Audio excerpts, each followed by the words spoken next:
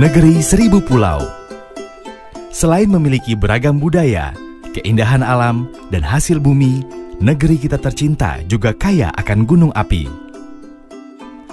Gunung-gunung ini tersebar di sepanjang Pulau Sumatera, Jawa, Bali, Sumbawa, Lombok, Flores, Sulawesi, hingga Maluku. Rangkaian gunung api yang membentang di sepanjang tanah air ini dikenal dunia internasional sebagai Ring of Fire. Dengan total gunung berapi sebanyak 127 atau 13% dari jumlah gunung api aktif di dunia. Mengapa di negeri kita banyak terdapat gunung api? Ini karena Indonesia terletak pada pertemuan tiga lempeng tektonik besar, yaitu Eurasia, Indo-Australia, dan Pasifik. Setiap tahun, lempeng Indo-Australia dan Pasifik bergeser beberapa sentimeter. Pergerakan ini menyebabkan magma dapat naik dan membentuk kerucut-kerucut gunung api. Gunung api tersebut dapat mengakibatkan bencana. Contohnya peristiwa erupsi Gunung Tambora di Pulau Sumbawa, tepatnya di Kabupaten Bima, Nusa Tenggara Barat pada April 1815. Ini merupakan erupsi gunung api terdahsyat yang pernah melanda Indonesia.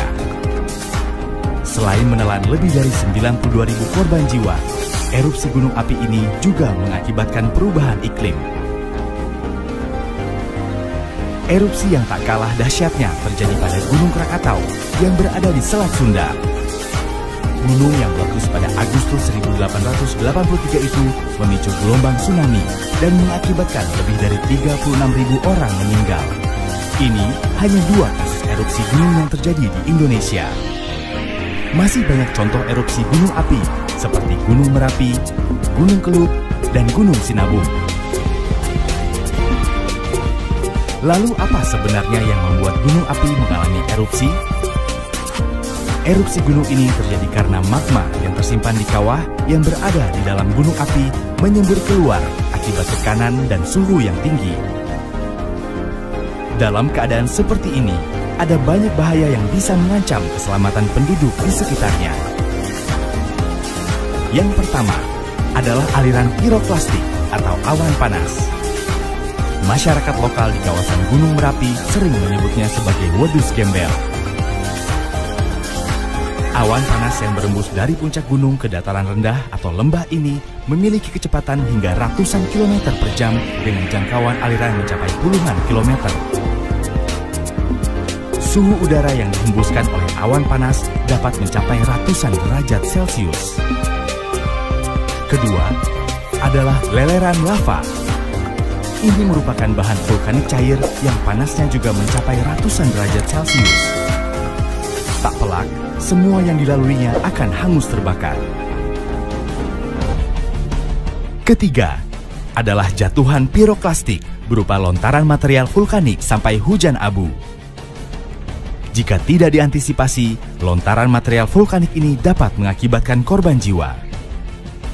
Sementara itu, hujan abu dapat menimbulkan sakit mata dan infeksi saluran pernapasan, kerusakan lahan, dan mengubah cuaca.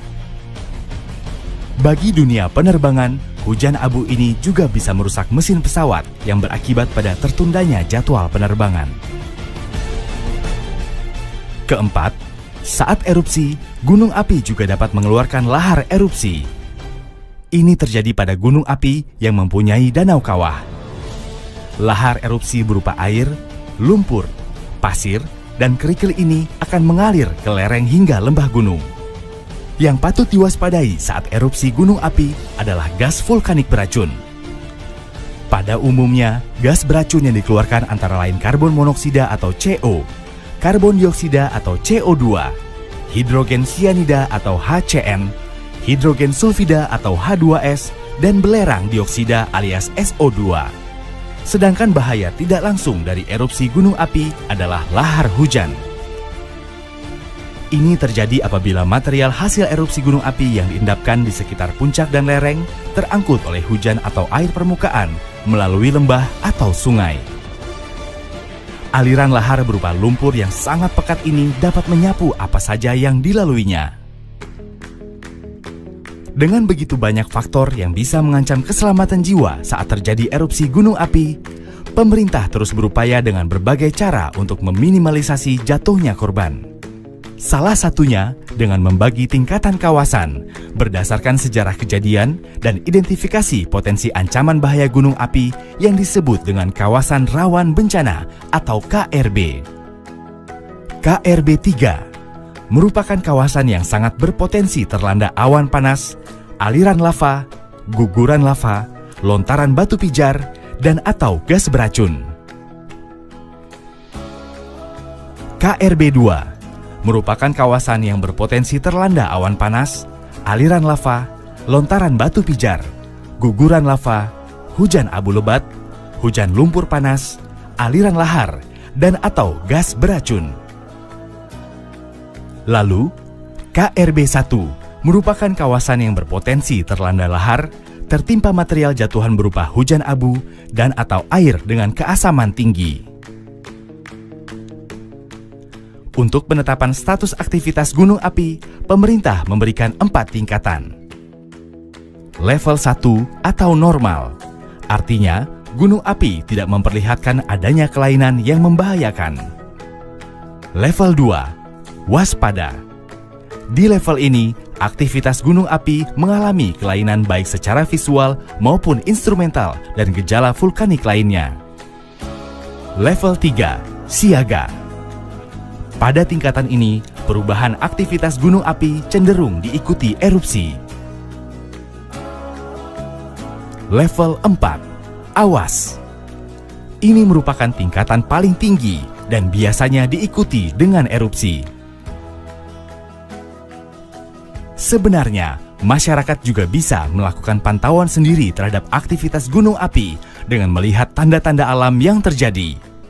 Antara lain, adanya bau belerang atau terdengar gemuruh dengan radius hingga lebih dari 1 km. Terjadinya perubahan warna asap kawah, air danau kawah berubah jadi keruh. Terlihat titik api diam di puncak atau kawah. Lalu, adanya hujan abu tipis dan guguran batuan atau lava pijar dari puncak. Jika tanda-tanda itu terlihat, langkah pertama yang harus dilakukan adalah tetap tenang dan tidak perlu panik.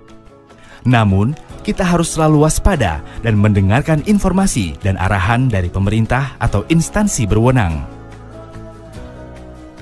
Erupsi gunung api merupakan gejala alam yang bisa terjadi kapan saja dan tak dapat dicegah. Namun, kita bisa meminimalisasi dampak yang ditimbulkannya dengan selalu siaga dan membekali diri dengan pengetahuan yang memadai tentang karakteristik gunung api.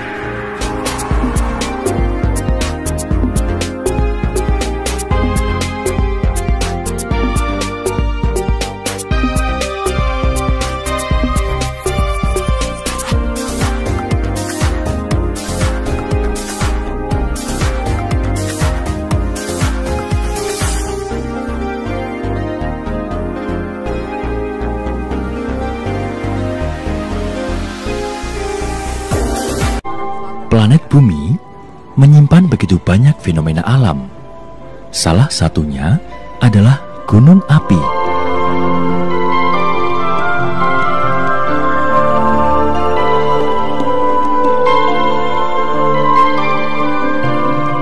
Struktur bumi terdiri dari beberapa lapisan. Lapisan paling atas adalah lempeng tektonik yang terdiri dari beberapa potongan dan mempunyai bentuk tidak beraturan. Lempeng inilah yang membentuk benua-benua dan saling bergerak satu dengan yang lainnya. Gerakan lempeng tersebut bisa saling mendekat, menjauh, atau bergeser secara horizontal. Gunung api adalah hasil aktivitas magma yang naik ke permukaan bumi dan biasanya terbentuk pada batas-batas lempeng yang bergerak.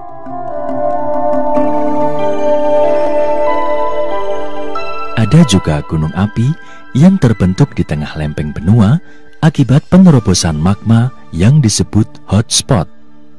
Proses pembentukan gunung api terjadi dalam kurun waktu puluhan ribu tahun, bahkan jutaan tahun akibat pergerakan lempeng tektonik. Negara Indonesia terletak di antara pertemuan 3 lempeng tektonik, yaitu lempeng Indo-Australia, lempeng Eurasia, dan lempeng Pasifik. Ketiga lempeng tektonik tersebut saling bertabrakan sehingga membentuk rangkaian 127 gunung api aktif di Indonesia. Deretan gunung api yang melingkar di sekeliling Samudra Pasifik dikenal sebagai cincin api atau Ring of Fire. Negara kita terletak di area cincin api ini.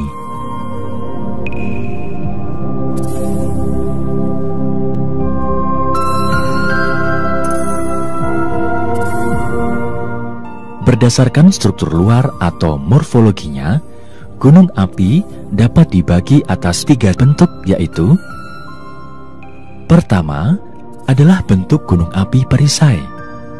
Bentuk ini terjadi karena magma encer keluar dari pipa kepundan berdiameter lebar, khususnya keluar dari rekahan.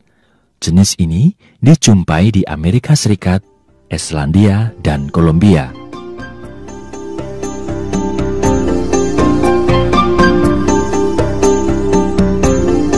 Kedua adalah bentuk gunung api kerucut. Bentuk ini terjadi karena letusan eksplosif magma encer dari pipa kepundan tunggal.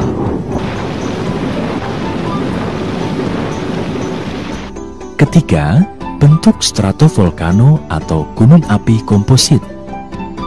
Terbentuk dari lava yang lebih kental dengan letusan eksplosif. Tubuh gunung api ini terbentuk berlapis dari endapan aliran dan jatuhan piroklastik serta aliran lava. Mayoritas gunung api di Indonesia adalah stratovolcano atau gunung api komposit.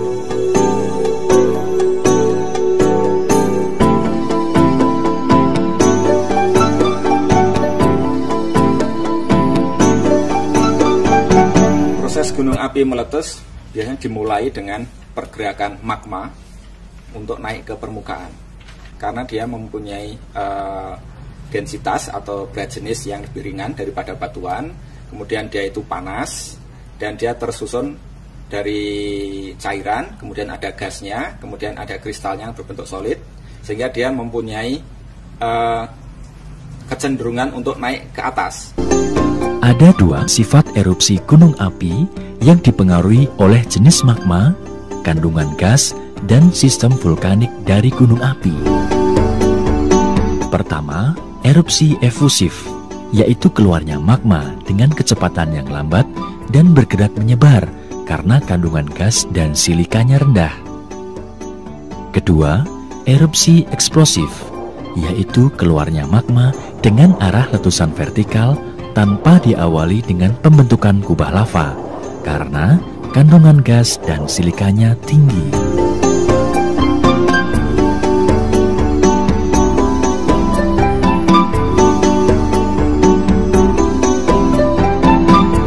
Secara garis besar, ada 5 tipe letusan gunung api berdasar karakter erupsinya, yaitu: pertama, tipe Hawaiian.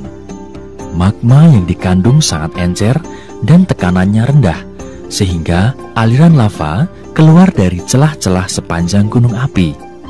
Gunung api ini banyak ditemukan di Hawaii.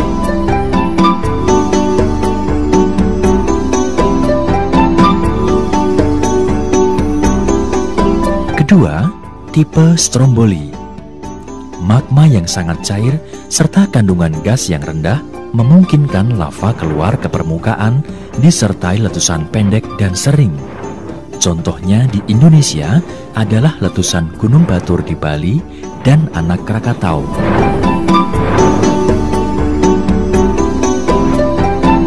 Ketiga, tipe Vulkanian.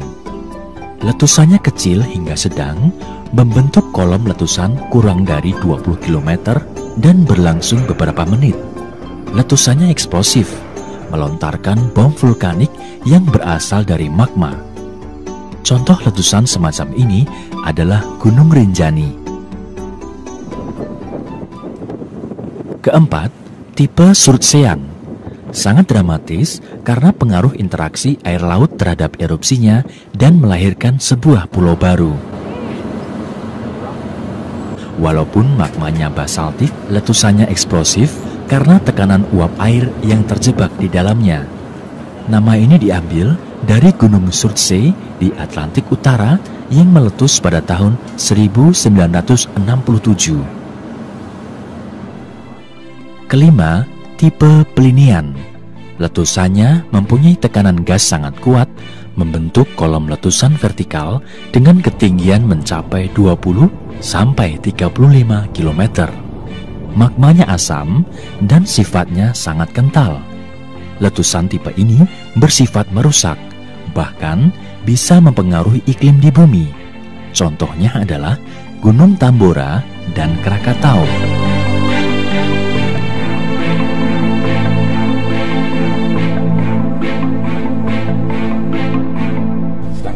Yang Merapi ini biasanya dia berbentuk kubah lava, kemudian kubah lavanya runtuh yang akan menghasilkan disebut aliran piroklastik, yang orang awam menyebutnya sebagai wedus gembel.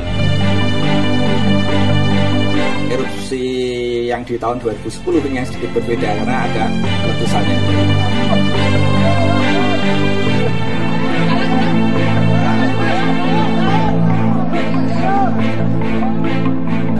Letusan tahun 30 itu karena terbentuk bukaan kawah ke arah barat selama 80 tahun, kira-kira 20 kali letusan sampai tahun 2001 itu dominan ke arah barat dan barat daya. Setelah itu baru tahun 2006 terjadi perubahan arah letusan yang dulunya orang itu tidak percaya bahwa Merapi itu akan meletus ke arah selatan. Tetapi tahun 2006 membalik keadaan atau persepsi masyarakat. Ternyata Merapi bisa meletus berubah arah ke arah selatan. Tahun 2006 itu letusannya normal, hanya terjadi perubahan arah. Itu yang perlu dicatat. Baru tahun 2010 ya, ketika terjadi letusan eksplosif, arah utama awan panasnya mencapai lebih dari 15 km ke arah. Gunung api menyimpan bahaya yang serius bila meletus. Ada bahaya primer yang berupa lava pijar, awan panas atau piroklastik, dan abu vulkanik. Kemudian ada bahaya sekunder yang berupa lahar hujan. Material lepas hasil letusan yang tersisa di lereng gunung api akan mengalir turun apabila terjadi hujan di puncak gunung api.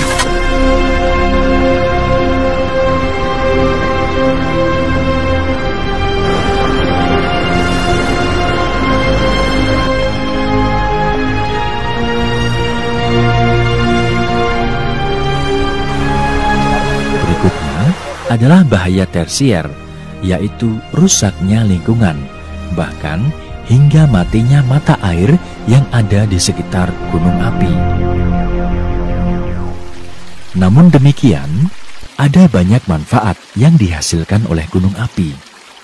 Lapisan permukaan gunung api cepat menyerap air tanah dan di bagian dalam terdapat lava yang kedap air yang berfungsi menyimpan air tanah dan mineral yang dibutuhkan bagi tumbuh suburnya berbagai macam tanaman.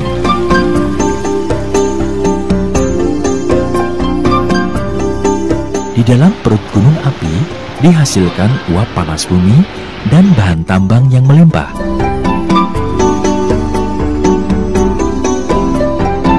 Kontur gunung api yang berundak-undak menampilkan pemandangan yang sangat indah dan udaranya sejuk. Oleh karena itu, pegunungan menawarkan potensi wisata yang cukup menjanjikan. Mengingat besarnya bahaya yang bisa timbul bila gunung api meletus, maka diperlukan langkah-langkah pengurangan risiko bencana.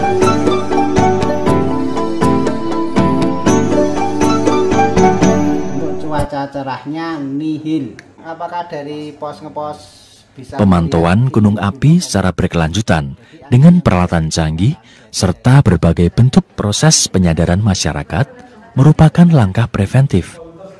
demi meminimalisir korban yang ditimbulkan oleh letusan gunung api.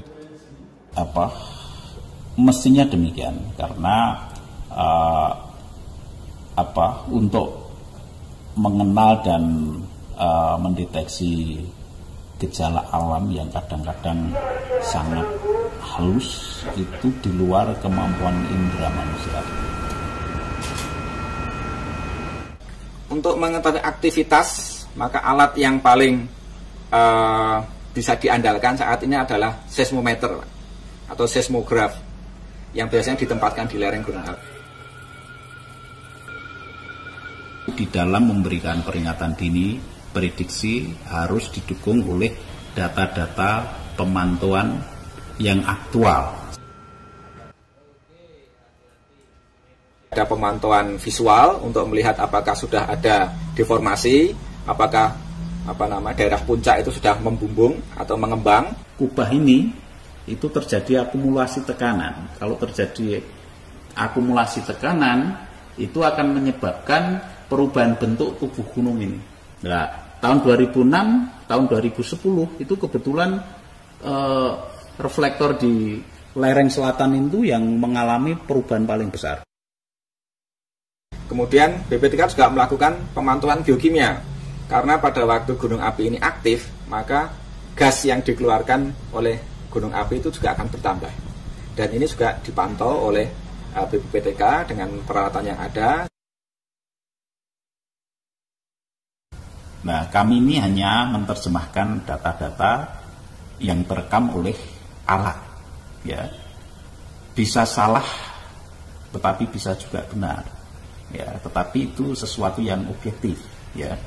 Kalau salah, bukan alatnya yang salah, tetapi manusianya lah yang salah di dalam menerjemahkan data menjadi informasi dan menjadi peringatan dini.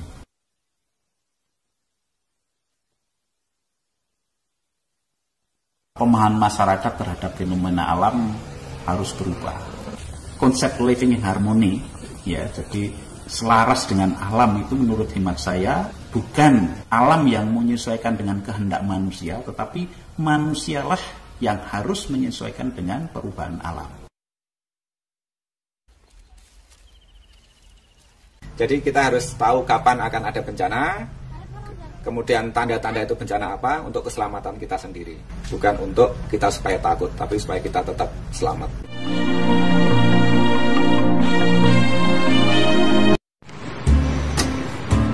Oke, kembali lagi bersama channel Kenapa Sih? Kalian pasti pernah melihat atau membaca berita di berbagai media tentang gunung berapi yang meletus. Tentunya tidak semua dari kita mengerti bagaimana proses yang terjadi sehingga gunung berapi bisa meletus. Satu hal yang harus kita ketahui bahwa di dalam perut bumi ada lapisan magma yang disebut dengan dapur magma. Magma adalah batuan yang masih dalam bentuk cair yang terdiri dari larutan silika yang bersuhu tinggi. Suhu magma ini bisa mencapai 1000 derajat Celcius. Suhu yang sangat panas di dalam perut bumi tersebut akan membuat tekanan udara menjadi sangat besar, dan ketika tekanan di perut bumi sudah sangat besar, maka isi perut bumi tersebut akan dikeluarkan. Mengeluarkan magma dengan letusan gunung berapi adalah salah satu mekanisme alamiah bumi. Hal ini terjadi untuk menjaga keseimbangan perut bumi agar tetap sehat. Isi perut bumi ini atau magma dinamakan lava, dan suhunya bisa mencapai 700 sampai 1200 derajat Celcius. Ketika lava masih encer, lava ini akan mengalir turun bersama dengan air sungai. Sedangkan lava yang lebih kental biasanya akan segera membeku setelah keluar dari perut bumi. Itulah sebabnya kita sering melihat bebatuan yang ada di sekitar pegunungan. Batuan itu adalah lava yang sudah membeku. Selain lava gunung berapi yang meletus juga mengeluarkan material lainnya, yaitu awan dan abu panas. Letusan gunung berapi akan mengeluarkan asap yang bergulung menyerupai awan, dan awan ini sangat panas dan bermuatan bebatuan dan material vulkanik padat yang suhunya bisa mencapai 600 derajat Celcius. Abu yang keluar dari perut bumi ini adalah serpihan yang sangat halus dan ringan, namun suhunya sangat panas. Abu panas ini terbawa oleh angin karena ukurannya sangat kecil dan ringan. Abu tersebut bisa bergerak ke segala arah dengan jarak puluhan hingga ratusan kilometer dari pusat letusan.